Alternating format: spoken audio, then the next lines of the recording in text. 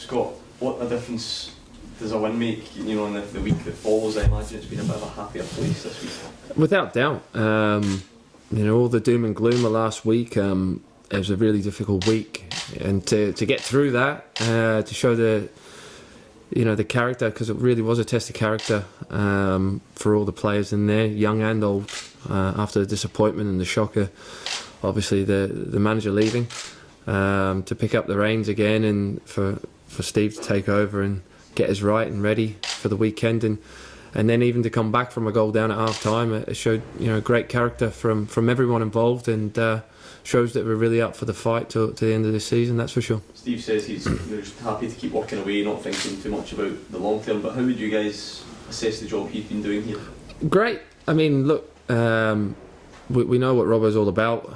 He's been here twice before, majority of us do anyway, the ones that have been here for the length of time, and he's always been it's always been a joy to work under him and work with him.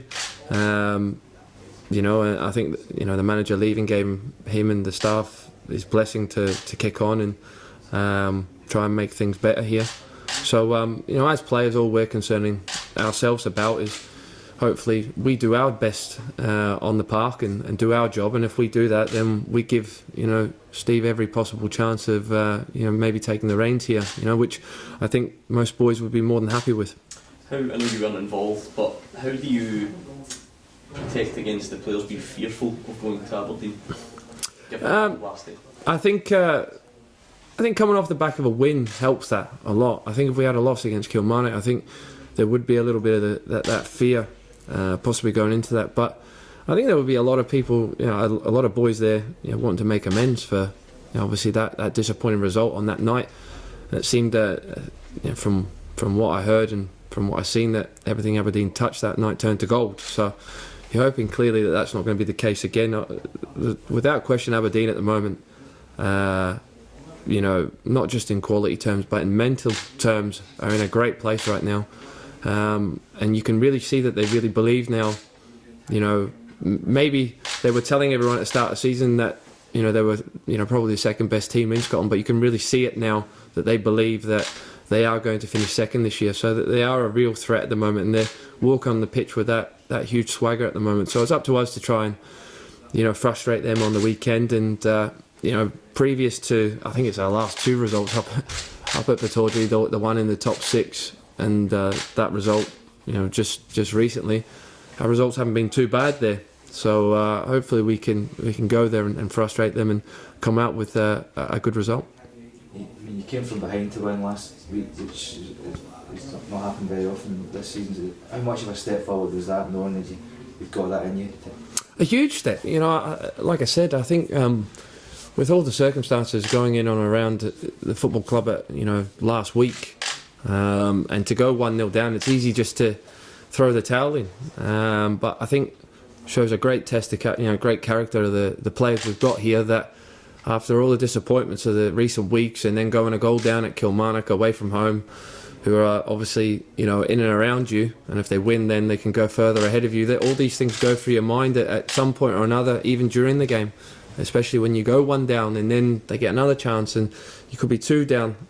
But we got in at half time, regrouped, and obviously Robbo and the staff did a great job, and made a couple of tactical changes in a positive manner to try and chase the game back, and to get the goal early on in the second half really helped that, and we kicked on and won the game. And I think from there you grow a huge confidence going into this week, and a belief starts to come back in within everyone at the club.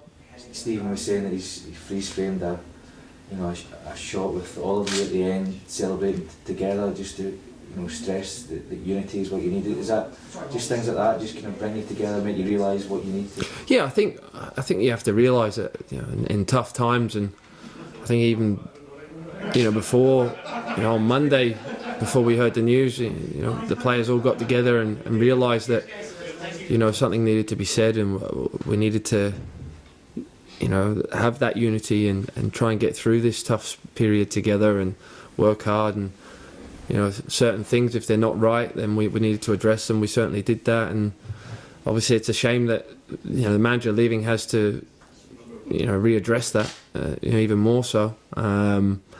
But obviously off the back of a positive result, all we can do as players is look forward now.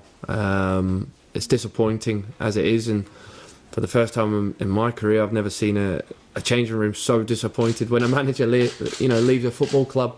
Usually you have quite a few players in there giving it the old fist pump. Thank God he's gone, but I can categorically tell you that that wasn't the case. At our football club this time, everyone was fully behind Mark, and albeit results might not have showing that to supporters or to anyone else looking, but he certainly didn't have he didn't certainly lose the support of the changing room.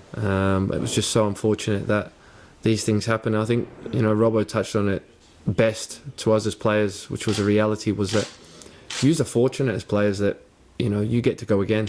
You get another opportunity here, so go and take it with two hands and show me or show whoever else is going to come in that you're more than capable to stand up and do the job for this football club.